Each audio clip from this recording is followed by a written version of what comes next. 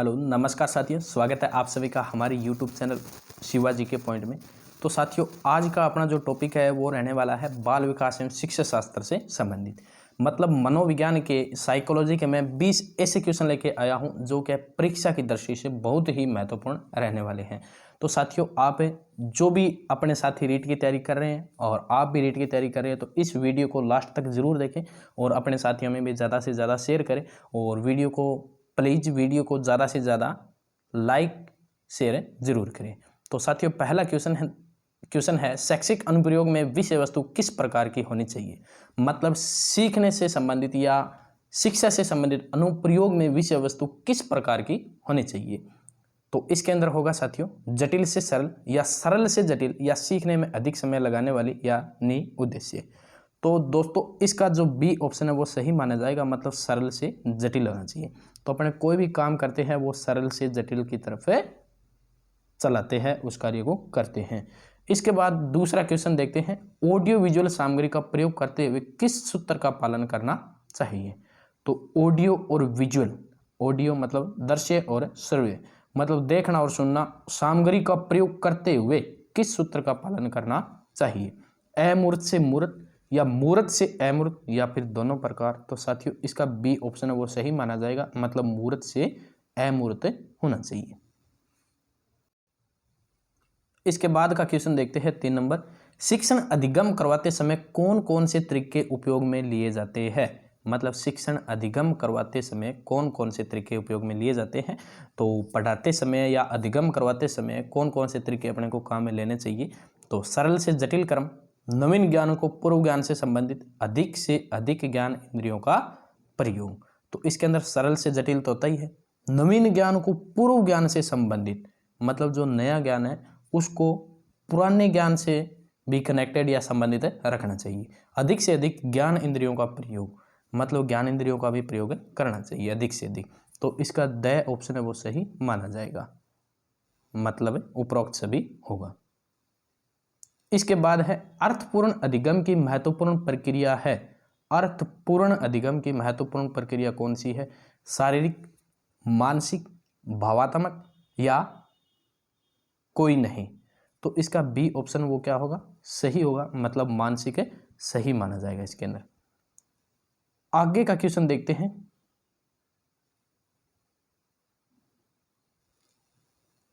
पांच number question है अधिगम का मुख्य घटक है। अधिगम मतलब लर्निंग, सीखना, कुछ नया सीखना। तो लर्निंग का मुख्य घटक कौन सा है। तो लर्निंग का मुख्य घटक अपने देखते ही बता देंगे इसके अंदर। तो उद्दीपक, लक्ष्य, बाधाएं और अभिप्रेरणा। तो अभिप्रेरणा इसका सही होगा। लक्ष्य मतलब अगर आप कुछ सीख लिए तो अपना लक्ष्य माना जाएगा। बाधाएं किसी काम को रोकना, तो ये तो नहीं हो सकता। उद्दीपक मतलब किसी कार्य को करने के लिए प्रेरित होना। तो प्रेरित होने के लिए अपने को क्या है, अभिप्रेरणा की जरूरत पड़ेगी, मतलब मोटिवेशनल होना जरूरी होगा। जैसे किसी व्यक्ति को देखकर अपने क्या है, अब जैसे अपने रीट के मन में है, अपने रीट में लगना है और लगेंगे 100% अपने लगेंगे, तो ये अपनी क्या है, अभिप्रेरणा है, मोटिवेशन है कि अपने वो जो पेमेंट आएगा ना, सैलरी आएगी, वो लेना जरूरी है। तो अभिप्रेरणा माना जाएगा। इसके अंदर क्या होगा, अपने ये अभिप्रेरणा है, अपने को क्या है, ये अपने मोटिवेशन है कि हम रीट के अंदर सेलेक्ट होकर बच्चों को पढ़ाएंगे और अपने सैलरी लेंगे मंथली। इसके बाद आगे आएगा अधिगम में सबसे पहले भूमिका होती है। अधिगम में सबसे पहले किसकी भूमिका होती है। आत्मीकरण की या समायोजन की या अनुकूलन की या अनुक्रिया की। आत्मीकरण की होगा इसके अंदर, ठीक है। ए ऑप्शन वो सही माना जाएगा। इसके बाद 7 नंबर, निम्न में से कौन सा विकल्प मानसिक विकास के साथ अनुबंधित नहीं है। मानसिक विकास के साथ अनुबंधित नहीं है। दूसरों पर निर्भरता, मतलब दूसरों पर निर्भरता तो किसी दूसरे पे आश्रित रहना होता है, ठीक है। मानसिक क्रियाओं की तीव्रता या फिर कल्पना की संजीवता या फिर सीखने की प्रक्रिया में तीव्रता। तो इसका है वो दूसरों पर मानसिक विकास से संबंधित नहीं है, के साथ संबंधित नहीं है। मानसिक विकास, दूसरों पर अगर आप निर्भर रहोगे तो इसके अंदर क्या है, अपना मानसिक विकास वो काम नहीं करेगा, मतलब मानसिक अपना स्तर वो इसके अंदर सोचने की कार्य क्षमता वो कम हो जाती है दूसरों पर अगर आप निर्भर रहोगे तो तो इसका वो नहीं है, ये ध्यान दे लेना, संबंधित नहीं है, तो दूसरों पर निर्भरता होगा। इसके बाद का 7 नंबर क्वेश्चन है, यदि ज्ञान को एक संरचनात्मक प्रतिमान में नए प्रस्तुत किया जाए तो वह शीघ्र ही, यदि ज्ञान को एक संरचनात्मक प्रणाली, ठीक है, श्रेणीबद्ध प्रतिमान में नए प्रस्तुत किया जाए तो वह शीघ्र ही समृद्धि में धारण हो जाएगा। अगर ज्ञान अपना रुक गया तो समृद्धि में धारण कैसे होगा? नहीं होगा, ठीक है, भूल जाएंगे। अगर अपने कार्य नहीं करते रहेंगे, उस पर क्या है, वर्किंग नहीं करते रहेंगे, तो वो अपने भूल जाएंगे। इसके बाद विसमृत हो जाना, विसमृत हो जाना या हो जाएगा, विसमृत हो जाएगा, परिपक्व हो जाएगा, स्थायी हो जाएगा, तो विसमृत हो जाएगा।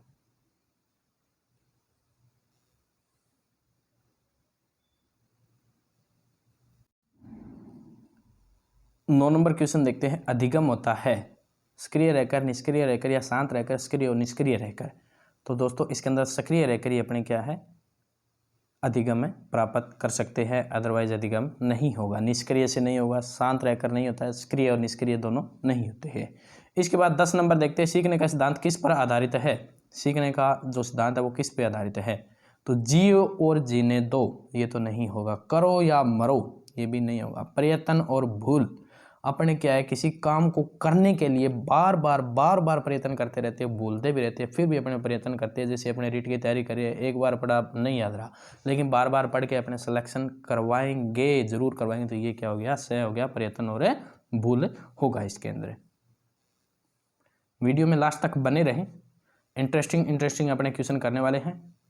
इसके बाद है, प्रशिक्षण एवं अनुभव के द्वारा व्यवहार में होने वाले परिवर्तन को सीखना या अधिगम कहते हैं, किसने कहा?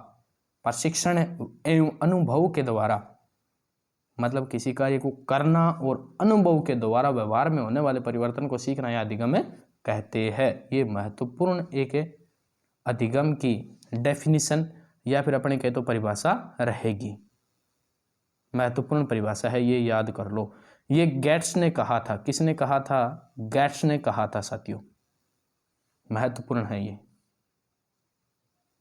इसके बाद 12 नंबर क्वेश्चन, अधिगम आदतों, ज्ञान व अभिवृत्तियों का वर्जन है, किसने कहा? अधिगम है वो आदतों, ज्ञान व अभिवृत्तियों का अर्जन है, किसने कहा? तो करो व करो ने कहा, करो एवं करो ने कहा था। किसने कहा था? ये एक वैज्ञानिक है या विद्वान कह सकते हैं अपने, तो करो एवं करो ने कहा था। गुथरी ने नहीं कहा था, मर्फी ने नहीं कहा था, स्किनर ने नहीं कहा था, जबकि किसने कहा? करो एवं करो ने कहा था।